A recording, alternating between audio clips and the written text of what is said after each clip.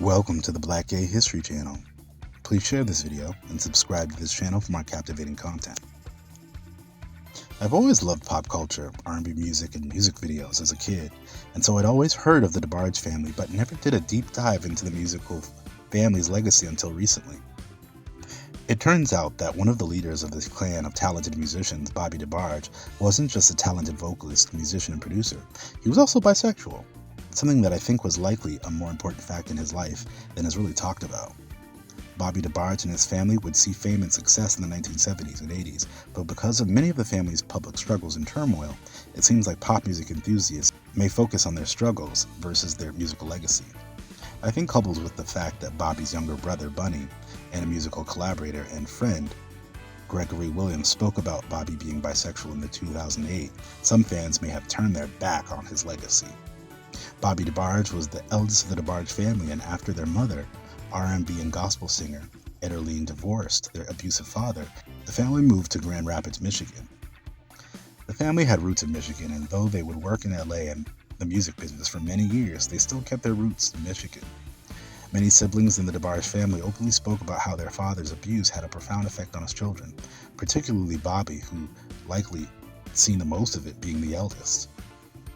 Despite the tough memories, Bobby would pursue a career in music in LA in his teen years and find success background singing in a group for the iconic baritone vocalist Barry White. Like many young people of the time, he experimented with hard drugs, particularly heroin, which would be one of his vices throughout his life. The backup band would eventually break up, changing from the names The White Heat to Switch. Members of the band said the name for their group came from the idea that they could perform different instruments and switch roles, but something tells me there might have been a double meaning, since our good sis Bobby liked to switch too, if you get my drift. Their albums Switch and Switch 2 would become hit gold records, and Bobby was a huge part of producing these albums, considering he could sing falsetto, play piano, and the drums. Bobby Debarge would switch to new bands throughout the years, and some would say his drug use was a problem in the bands he worked with. Bobby was producing so much music back then, it's crazy. He was also producing a band for his siblings, including their debut Debarge album and their solo projects. This guy was clearly incredibly talented, working mostly with Motown and eventually other record labels.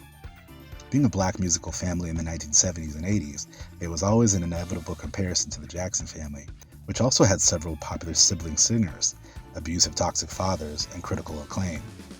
Jermaine Jackson was a producer on many of their Debarge family's hit records. Their hit single Best Beat in Town reached 69 on the pop charts and 16 on the R&B radio.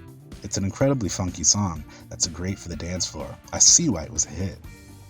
I Call Your Name hit 83 on the Hot 100 and 8 on the R&B charts, a song that Bobby Debarge wrote himself.